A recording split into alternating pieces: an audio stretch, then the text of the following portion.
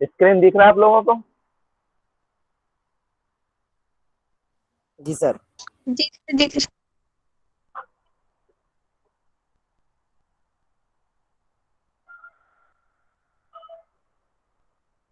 ठीक है, आज टॉपिक जो पढ़ेंगे हम differential surface integral. Surface integral पहले भी मैंने आपको पढ़ाया था, अब इसमें थोड़ा सा और है। Surface is said to be smooth if there is non-zero normal vector at each of its point and it is piecewise smooth if it is composed of a finite number of smooth pieces. Surface integral क्या है? ये generalisation है line integral का। ठीक है, जो line integral हमने पढ़ा था, जिसमें integration of a surface in A space rather than A curve. Line integral में जो इंटीग्रल कैलकुलेट करते हैं वो हम एक कर्व का करते हैं, और सरफेस इंटीग्रल में जो हम इंटीग्रल करते हैं वो एक सरफेस का करते हैं। ठीक है, तो सरफेस का इंटीग्रल कैसे करते हैं कि जो हमारे पास सरफेस है उस सरफेस का हम प्रोजेक्शन एक्स वाई प्लेन पर लेते हैं और फिर उसका इंटीग्रल कैलकुलेट करते हैं। ठीक है, तो ये और उसमें जो सरफेस इंटीग्रल में जो उसका डीएस होता है उसको हम under root F x square plus F Y square plus one D A लिखते हैं। ये आपको मैंने पहले बताया था। तो इसकी डेफिनेशन सरफेस इंटीग्रल की ये हुई। मान लीजिए एच कोई सरफेस है जो इस तरह से डिफाइन है, z equal to F x y and R be is projection in x Y plane, और इसका एक्स वाई प्लेन पर आर प्रोजेक्शन है। अगर f partial derivative with respect to x और partial derivative with respect to y continuous है region R में, और जी भी कंटिन्यूअस है स्पेस में, तो सरफेस इंटीग्रल जी के रेस्पेक्ट में एच पर होगा double integral H G X Y Z D S. अब इस सरफेस को हम प्रोजेक्शन में चेंज कर लेंगे तो ये आर हो जाएगा डबल इंटीग्रल आर, यानी कि एक्स वाई प्लेन पर, और जितना भी जो जेड है उसको हम एक्स वाई प्लेन में चेंज कर लेंगे। जैसे अब यहाँ पर जेड है तो Z is a function of X Y. Under root DS को हम चेंज कर लेते हैं partial derivative with respect to X square plus partial derivative with respect to Y square plus one D A. For example, evaluate the surface integral. Surface integral को calculate करिए double integral S G D S, जो ये figure दिया गया है, where G X Y Z. अब इसमें जो जी डिफाइन किया गया है जो सरफेस है स्पेस में, वो क्या है? X Z plus two X square minus three X Y, और जो एच है वो एक ऐसा पोर्शन है इस प्लेन का two x minus three y plus Z equal to six का, that lies over the unit square. जो ये यूनिट स्क्वायर है, x lies between two three and y lies between two three पर lie करता है, उसके ऊपर रहता है। ठीक है, तो कैसे करना है? सबसे पहले हमें ये जो आपका यहाँ से z equal to F x Y है, तो एफ एक्स वाई यहाँ से हम निकाल लेंगे। z equal to F x y कितना होगा? Six minus two x plus three y, और इसका partial derivative with respect to x minus two होगा, partial derivative with respect to y three होगा। तो ये डीएस हो जाएगा under root F x square plus F Y square plus one D A. तो इसका पार्शियल डेरिवेटिव माइनस टू है इसका स्क्वायर, इसका पार्शियल डेरिवेटिव थ्री है इसका square plus one D A. तो ये अंडर रूट 14 डी ए हो गया। इसके बाद इसमें जो आर है उसकी इंटीग्रल की लिमिट दी हुई है, यानी कि जो रीजन आर है। ओके, तो जो आपका इंटीग्रल जी डी एस है, जी क्या है? X Z plus two X square minus three X Y. तो इसमें भी जेड की वैल्यू लगाएंगे। जेड की वैल्यू क्या है? Six minus two x plus three Y, है ना, plus two X square minus three X Y. और डीएस को लिख दिया हमने, डीएस चेंज किया था अंडर 14 डीए। तो डीए को जब हम रीजन पे लेंगे तो डी वाई डी एक्स लिखेंगे और इसकी लिमिट लगा देंगे। इसकी लिमिट क्या है? टू थ्री है दोनों की, तो टू से थ्री लिमिट लगा दी। अब जब इसको हम सिंप्लीफाई करेंगे ऐसे मल्टीप्लाई करके और अंडर 14 को कॉमन ले लेंगे, तो जब इसको ऐसे हम मल्टीप्लाई करेंगे तो इससे सी एक्स बचेगा, सिक्स एक्स बचेगा, बाकी सारा कैंसिल हो जाएगा।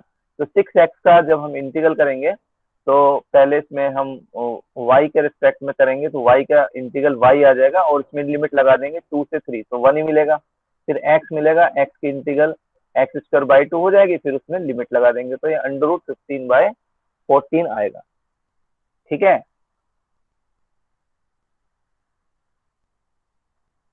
सरफेस एरिया फॉर्मूला, अगर इसमें से हम जी हटा दें, if H is a piece by smooth surface, its area is only A equal to S D S, यानी कि उसमें जो जी फंक्शन है, अगर जी फंक्शन इसमें से निकल जाएगा तो ये सिर्फ क्या बनेगा, एरिया बनेगा। ओके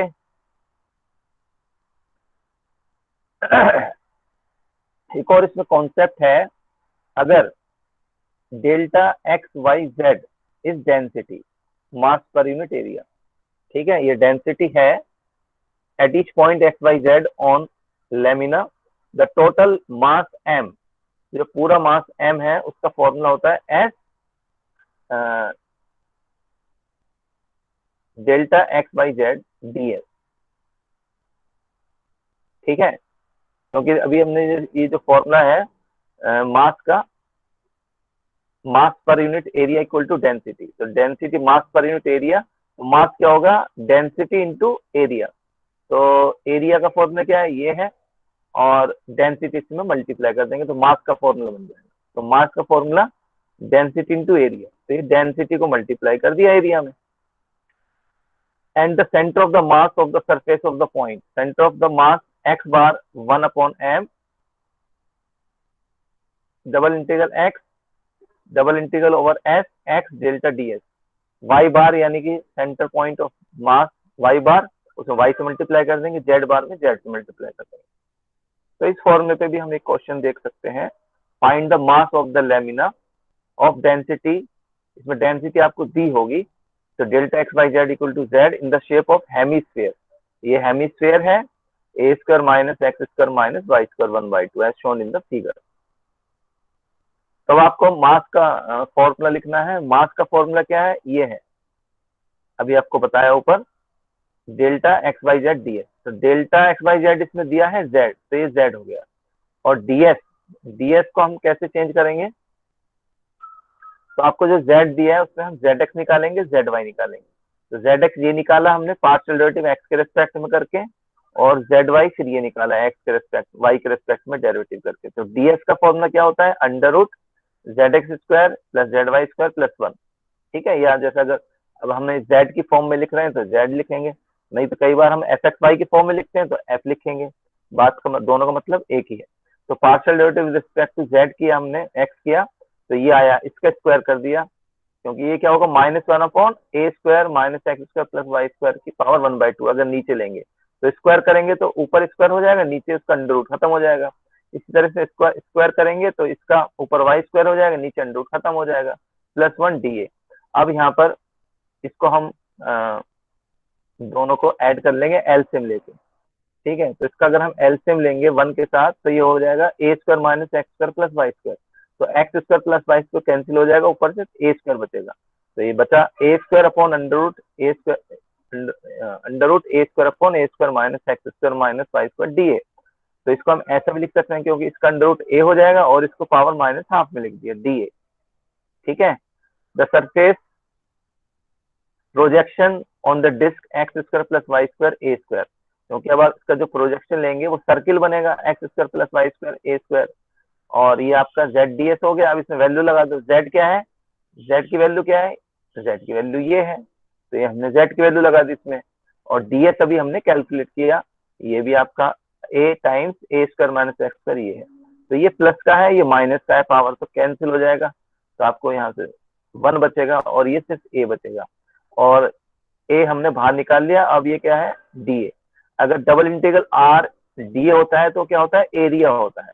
ठीक है, जो भी आपका सरफेस प्रोजेक्शन है एक्स वाई प्लेन पर उसका एरिया, तो एक्स वाई प्लेन पर क्या है, सर्कल है जिसकी रेडियस ए है, तो सर्कल का फॉर्मूला लगा देंगे पाई आर स्क्वायर, रेडियस क्या है ए, तो पाई ए स्क्वायर, इसको मल्टीप्लाई कर देंगे तो पाई ए क्यूब हो गया।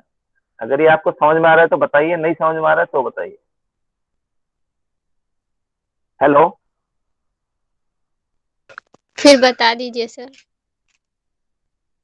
हाँ देखिए, इसमें आपको मास निकालना है, मास का फॉर्मूला भी मैंने आपको बताया, डेंसिटी इंटू एरिया होता है। ये डेंसिटी है और ये आपका एरिया है, double integral S D S, ठीक है ना।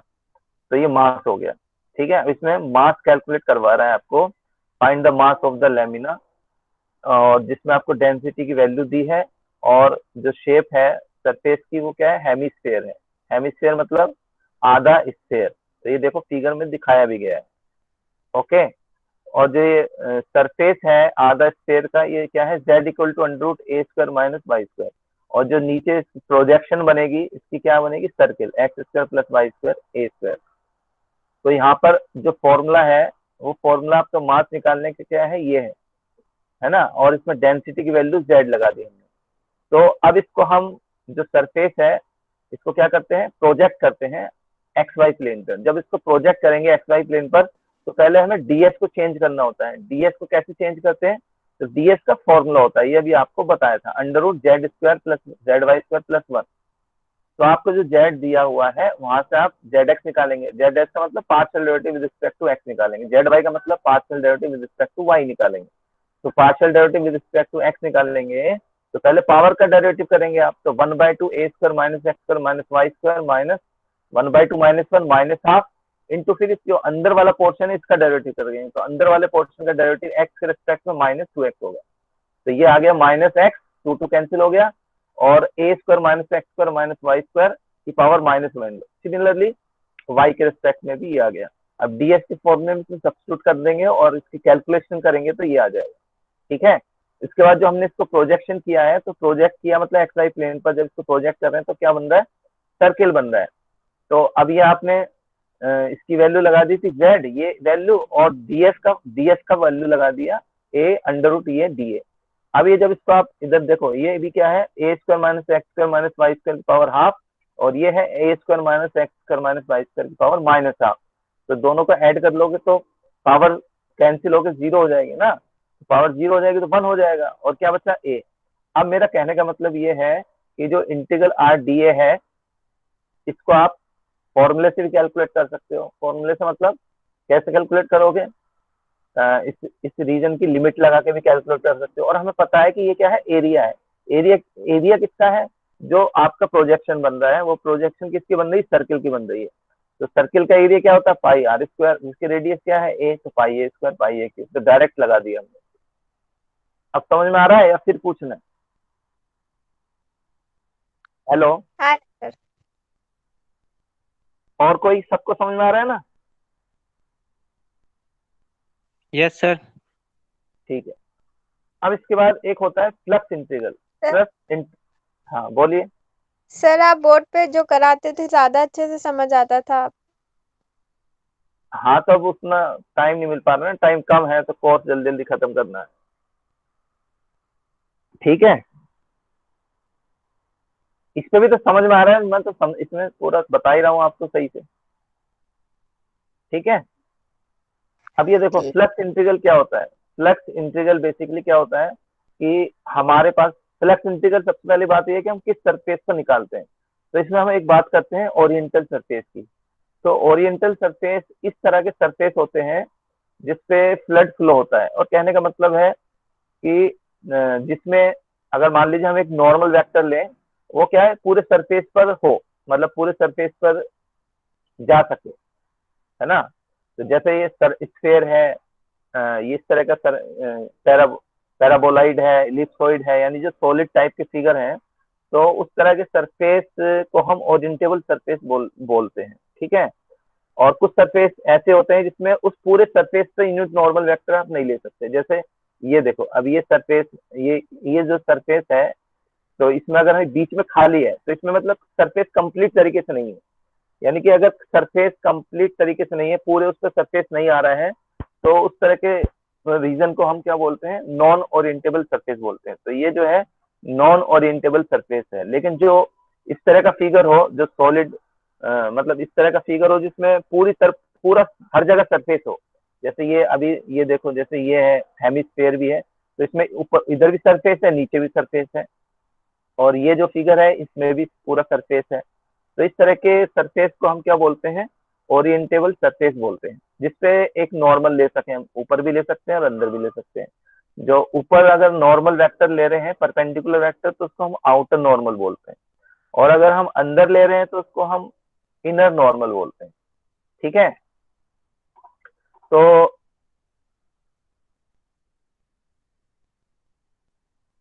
इसका फॉर्मूला ये होता है लेट एफ बी ए वेक्टर फील्ड। अगर मान लीजिए एफ हमारे पास कोई वेक्टर फील्ड है, जैसे ये सरफेस पर वेक्टर फील्ड है, उस component have continuous partial derivative, जिसके कंपोनेंट की कंटिन्यूअस पार्शियल डेरिवेटिव है सरफेस एस पर, and which is oriented by unit normal vector, और जिसको मतलब यूनिट जिसपे यूनिट नॉर्मल वेक्टर खींचा जा सकता है,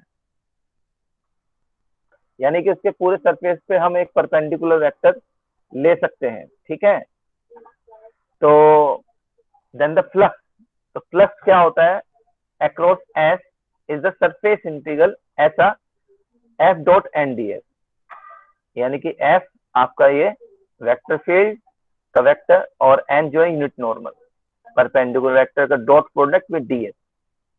ओके, अब इसमें suppose we have the surface, मान लीजिए हमारे पास जो सरफेस है जिसकी equation z equal to F x Y है, that project onto region D in x Y plane, जिसका रीजन एक्स वाई प्लेन पर क्या है, डी रीजन है एक्स वाई प्लेन पर। तो अब जो जी, अब इसमें z minus F x Y, यानी कि इसको हम अगर एक्स वाई जेड की फॉर्म में लिखें, एंड एन अपवर्ड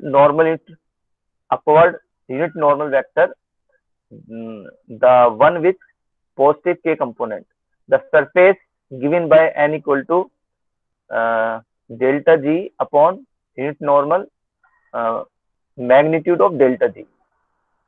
ठीक है, तो डेल्टा जी इसमें क्या है, minus partial derivative respect to x minus partial derivative respect to Y 1। तो इसका जब हम F dot N D S करते हैं तो F dot delta G upon magnitude of delta G, तो मैग्नीट्यूड ऑफ डेल्टा जी भी क्या होता है, under root minus x square plus minus Y square plus 1। तो ये दोनों चीजें सेम हो जाएंगी, तो ये कैंसिल हो जाएगा, तो सिर्फ क्या बचेगा, इतना बचेगा F x Y dot delta G D, और डेल्टा जी क्या है, डेल्टा जी है minus F X minus F Y 1। तो ये जो फॉर्मूला बना, अगर हमारे पास यूनिट नॉर्मल वेक्टर है, यूनिट नॉर्मल वेक्टर है तो F dot N D S, यानी कि प्लस जो है F x Y dot product करेंगे माइनस एक्स माइनस वाई 1 पे डी ए। और अगर हमारे पास ये यूनिट नॉर्मल वेक्टर जो है डाउनवर्ड है, यानी के कंपोनेंट नेगेटिव है, तो ये माइनस डेल्टा जी हो जाएगा, तो ये चेंज होकर के हो जाएगा उस केस में F X F Y minus 1। ठीक है, F X F Y minus 1, तो उसमें दिया होगा कि आप अगर यूनिट नॉर्मल वेक्टर ले रहे हैं या डाउनवर्ड नॉर्मल वेक्टर ले रहे हैं।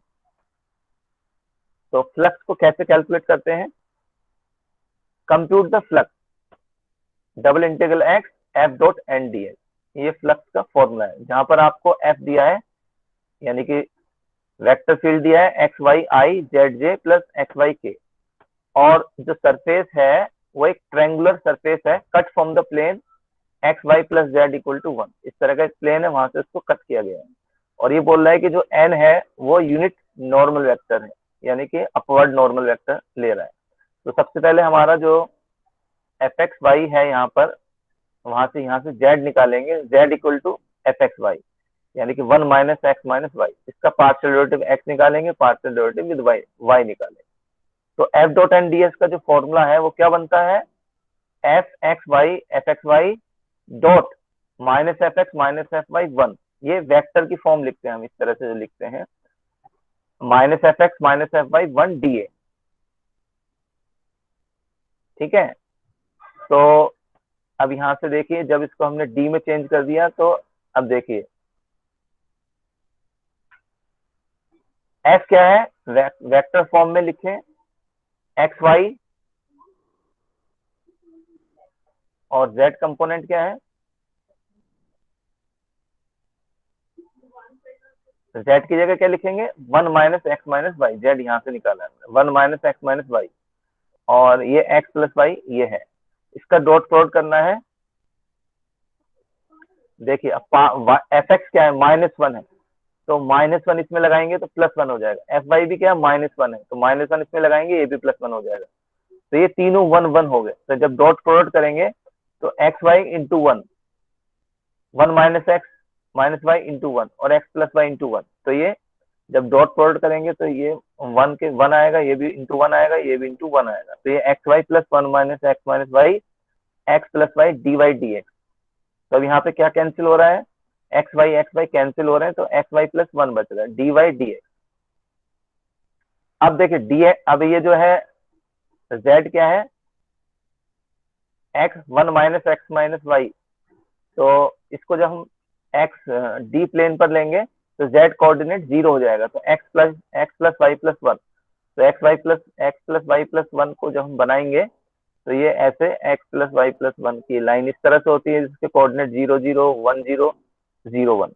तो जब एक्स एक्सिस पर हम, क्योंकि हमने क्या लिया d y d x, d y d x का मतलब क्या होता है, जो डी एक्स लास्ट में आ रहा है पहले एक्स की लिमिट लेंगे एक्स एक्सिस पर। तो एक्स एक्सिस लिमिट क्या है, 0 to 1, तो 0 to 1 लिया। उसके बाद y की लिमिट लेंगे, तो y की लिमिट क्या है, देखिए यहाँ पर यहाँ से यहाँ तक लेना है। तो यहाँ पर क्या है, y 0, और यहाँ पर y क्या है, यहाँ से निकाल लेंगे 1 माइनस एक्स। तो यहाँ पर 0, यहाँ पर 1 माइनस एक्स, तो x plus y plus 1 d y. तो पहले आपको y के रिस्पेक्ट में करना है। तो यहाँ पर ये वाई स्क्वायर बाई 2 हो जाएगा, यहाँ पर ये y हो जाएगा। तो ये लिख दिया वाई स्क्वायर बाई 2 वाई, और 0 to 1 माइनस एक्स की लिमिट लगा देंगे y की जगह। तो ये 1 माइनस एक्स का स्क्वायर हो जाएगा, यहाँ 1 माइनस एक्स हो जाएगा। इसको सिंप्लीफाई करेंगे तो ये 1/2 कॉमन आने के बाद x cube minus 2x square minus x plus 2 आ जा रहा है। तो ये हो जाएगा x 4/4 x cube by 3 x square by 2 2x। फिर इसमें लिमिट लगाएंगे 0 to 1 और सिंप्लीफाई करेंगे तो 13/24 आ रहा है। ठीक है, इसमें किसी को डाउट है तो पूछिए। हेलो,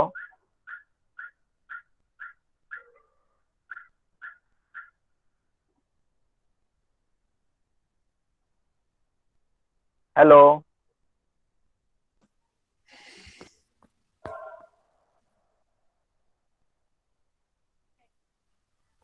आवाज आ रही है हमारी?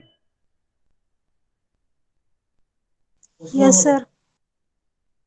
हाँ, इसके बाद एक होता है integral over parametrically defined surface. Parametrically defined surface क्या होता है कि जैसे मान लीजिए अगर हमारे पास x square plus Y square equal to 1 है, तो x equal to cos t, y equal to sine t अगर हम लेते हैं तो पैरामेट्रिक फॉर्म में डिफाइन करते हैं। अगर हमारे पास मान लीजिए प्लेन पर हम पैरामेट्रिकली डिफाइन करते हैं तो उसको 2 वेरिएबल में डिफाइन करते हैं। अगर ठीक है, लाइन एक सिंगल कर्व होता है तो उसको हम टी की फॉर्म में पैरामेट्रिकली डिफाइन करते हैं, जैसे हमने लाइन इंटीग्रल में किया था, उसको टी में पूरा चेंज कर दे रहे थे। इसी तरीके से अगर प्लेन पर है तो प्लेन पर होगा तो यूवी वेरिएबल में, यानी कि 2 वेरिएबल में उसको डिफाइन करेंगे पैरामेट्रिकली। तो let's be a surface defined parametrically by the vector function r equal to r uv x uv I y uv j and z uv k over the region D in uv plane. The surface area S is given by the integral double integral D. तो उसका surface area ds जो है ये होता है double integral d magnitude of r u cross r v d u d v. ठीक है, तो इसका similarly if f is continuous on D then surface integral f over D is given by double s f x y z ds। तो इसका f को हम r में convert कर लेंगे और ds को भी बताया था ऊपर फॉर्मूले से magnitude of r u cross r v d u d v. तो ये फॉर्मूला है जब अगर हमारे पास पैरामेट्रिकल सरफेस है उस केस के लिए। ठीक है, अब जैसे surface integral for a surface defined parametrically, अब इस पे एक एग्जांपल है, इवेल्युएट करना है आपको double integral s x Y z x plus y plus z D s where s is the surface. S किस तरह का सरफेस है, पैरामेट्रिकली डिफाइंड है like this r u v 2u plus v i plus u minus 2v j plus u plus 3v k, और u की limit है 0 to 1 के बीच में, v की लिमिट है 0 से 2 के बीच में। तो अब पैरामेट्रिकल सरफेस है तो आपको इसको इस फॉर्म में चेंज कर देना है जब इसको हम प्रोजेक्शन ले लेंगे डी पर। तो double integral d f r magnitude of r u cross r v d u d v. ठीक है, तो मान लीजिए आर हमारे पास एक इस तरह का वेक्टर है x i plus y j plus z k. तो we see that x equal to, अब देखो इसको कंपेयर करेंगे, अगर ये इसको हम लिखें r x, r equal to x u x i plus y j plus z k, तो एक्स क्या होगा 2u प्लस वी, वाई क्या होगा u माइनस 2v, जेड क्या होगा u प्लस 3v। तो यहाँ से x ये हो गया, y ये हो गया, z ये हो गया। तो एफ एक्स वाई जेड इस केस में क्या है x plus y plus z. तो एफ आर यानी कि जब इसको हम r में कन्वर्ट कर लेंगे तो x की जगह लगाएंगे 2u प्लस वी, y की जगह लगाएंगे u माइनस 2v, z की जगह लगाएंगे u प्लस 3v। फिर से समझिए कि r को हमने मान लिया x i plus y j plus z k, तो x क्या हो गया 2 प्लस यू वी, वाई क्या हो गया u माइनस 2v, जेड क्या हो गया u plus 3v। F x Y z हमारे पास क्या है x plus y plus z. तो जब इसको हम एफ आर में कन्वर्ट करेंगे तो मतलब यूवी में कन्वर्ट करना है, तो इसमें x की जगह 2u प्लस वी लगाएंगे, y की जगह u माइनस 2v लगाएंगे, z की जगह u प्लस 3v लगा देंगे। तो ये हमने लगा दिए इसके अंदर। तो x की जगह 2u प्लस वी, y की जगह u माइनस 2v, z की जगह u प्लस 3v लगा दिया और इसको सिंप्लीफाई करके कर दिया, तो ये 4u प्लस 2v हो गया। ठीक है, अब इसमें हमें बताना है कि आर यू क्या है और आर वी क्या है। तो यहां से देखिए आर यू का मतलब क्या है कि हमें यू के कोएफिशिएंट लेने हैं। ठीक है, तो आर यू मतलब यू के कोएफिशिएंट, तो यहाँ पे यू का कोएफिशिएंट क्या है 2 और वेक्टर की फॉर्म में लिखेंगे तो 2i। यहाँ पर यू का कोएफिशिएंट क्या है 1, तो 1j, और यहाँ पे यू का कोएफिशिएंट क्या है, यहाँ पे 1 है, तो k हो गया। फिर आर वी यानी v के कोएफिशिएंट लिखने हैं, तो क्या होगा i minus 2j plus 3k, तो i minus 2j plus 3k। अब आपको क्या करना है, इस फॉर्मूले के according magnitude of r u cross r v निकालना है। तो क्रॉस प्रोडक्ट आपको पता है आई जे के लेते हैं, और आर यू के कोएफिशिएंट लिखे हमने 2 1 1, और फिर आपने आर वी के कोएफिशिएंट लिखे 1 माइनस 2 3। इसको सिंप्लीफाई किया तो ये आ गया 5i minus 5j plus minus 5k। इसका मैग्नीट्यूड लिया, तो मैग्नीट्यूड का मतलब क्या, under root of first coefficient square plus second coefficient square plus third coefficient square. तो 5 square plus minus 5 square plus minus 5 square को सिंप्लीफाई करेंगे तो ये 5√3 हो गया। अब इसको फॉर्मूले में सब्स्टिट्यूट कर दीजिए, फॉर्मूले में सब्स्टिट्यूट कर दिया हमने। ठीक है, तो एफ आर लिखा, एफ आर क्या है हमारा 4u प्लस 2v, ये आपने लिख दिया, और ये आपने क्या निकाला है 5√3 du dv। ठीक है, तो इसमें du dv, u की लिमिट क्या है 0 से 1 है, v की लिमिट क्या है 0 से 2 है, तो ये आपने लगा दिया du dv। तो पहले लास्ट में क्या है dv, तो dv की लिमिट लगाई 0 से 2 और u क्या है 0 से 1। अब इसमें आपने पहले u के रेस्पेक्ट में इसको इंटीग्रेट करा, तो ये 4u² 2 प्लस 2uv हो गया, और इसकी लिमिट लगा देंगे, फिर v के रेस्पेक्ट में इंटीग्रल करेंगे, फिर उसकी लिमिट लगा देंगे, तो ये 40√3 आ गया। ठीक है, इसी तरीके से हम इसका फ्लक्स इंटीग्रल भी कैलकुलेट कर सकते हैं। तो फ्लक्स इंटीग्रल, ये सवाल समझ में आ गया ना आप लोगों को? जी सर। हाँ, तो ये सवाल है, इसका हमने पैरामेट्रिकली फॉर्म में कैसे सरफेस इंटीग्रल कैलकुलेट किया। ठीक है, अब फ्लक्स इंटीग्रल कैलकुलेट कैसे करेंगे पैरामेट्रिकल सरफेस में। तो फ्लक्स इंटीग्रल का फॉर्मूला है f dot N D s. तो एन क्या हो जाएगा यहाँ पर एफ डॉट एन, और डीएस क्या है आपका, डीएस का भी आपको बताया था कि मैग्नीट्यूड ऑफ, मैग्नीट्यूड का मतलब r u cross r v का मैग्नीट्यूड डी ए, डीएस को चेंज करते हैं। ठीक है, अब इसका हम जब एन वेक्टर लिखेंगे, नॉर्मल वेक्टर लिखेंगे, तो नॉर्मल वेक्टर भी इसका भी क्या होगा r u cross r v upon magnitude of this, तो ये दोनों कैंसिल हो जाएंगे। तो इसका क्या हो गया f dot r u cross r v d a, ये फॉर्मूला हो गया इसका फ्लक्स इंटीग्रल का। ठीक है, इन पैरामेट्रिक फॉर्म। अब तो देखिए यहाँ पे भी पूछा है computing flux through a parametrize surface. तो find the flux of the vector field f through the parametrize surface. तो ये पैरामेट्रिक सरफेस है over the triangular region D in uv plane that is bounded by u equal to 0, v equal to 0 and uv plus 1 equal to u plus v equal to 1। तो यहाँ पर आपका are u क्या है, ये है, तो x क्या हो जाएगा, अगर इसको हम लिखें x u v y u minus v z equal to 2u plus v।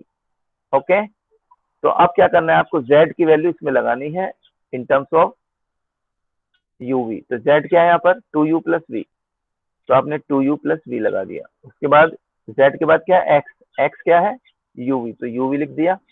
उसके बाद क्या है y प्लस z, तो u माइनस v और ये दोनों इसमें ऐड कर दिए। इसको सिंप्लीफाई करेंगे तो f u v आ गया। ये बात समझ में आ रही है। इसके बाद आपको इसका ये निकालना है r u cross r v. तो आर यू क्या होगा, आर यू कैसे निकालते हैं, आपको कोएफिशिएंट लेने हैं यू के।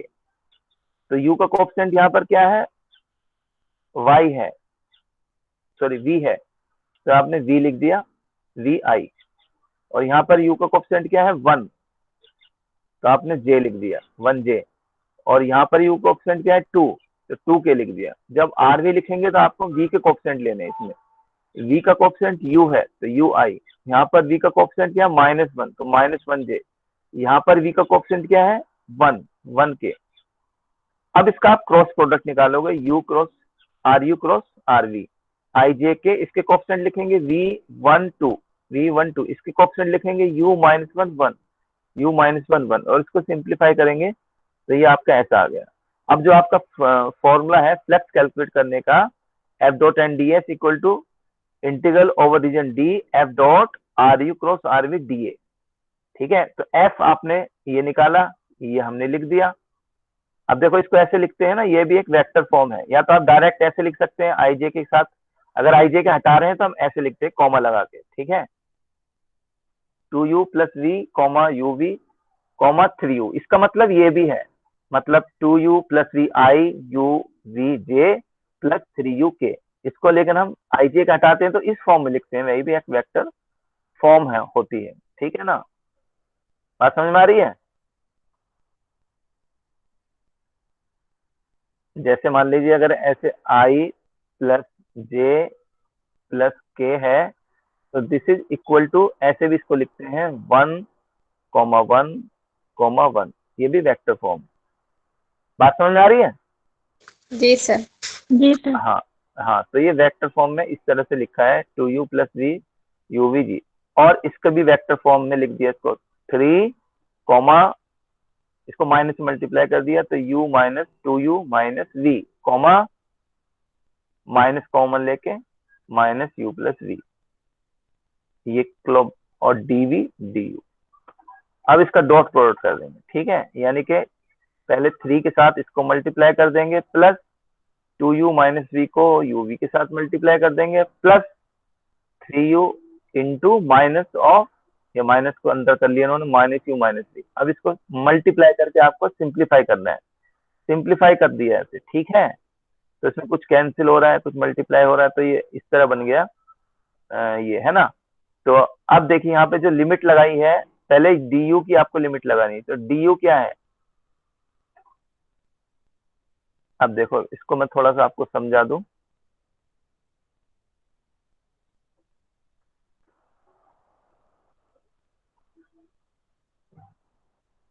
ये u है, ये v है, और ये इस तरह से होगा क्योंकि u प्लस v 1 है।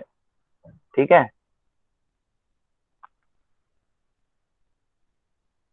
तो ये 0 से 1 हो गया u की लिमिट, और v की लिमिट क्या हो जाएगी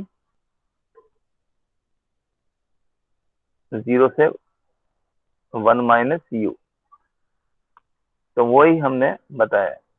तो पहले आपको u की लिमिट लिखनी है, dvn u की लिमिट 0 से 1, और v की लिमिट 0 से 1 माइनस u, ये फिगर के अकॉर्डिंग।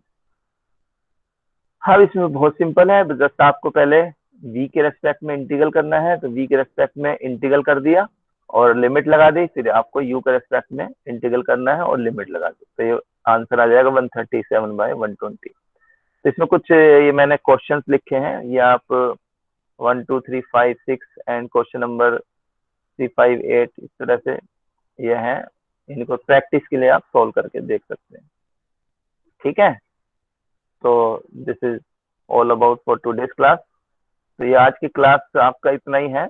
अभी रिकॉर्डिंग मैं बंद कर रहा हूँ, उसके बाद आपकी अटेंडेंस ली जाएगी सबकी।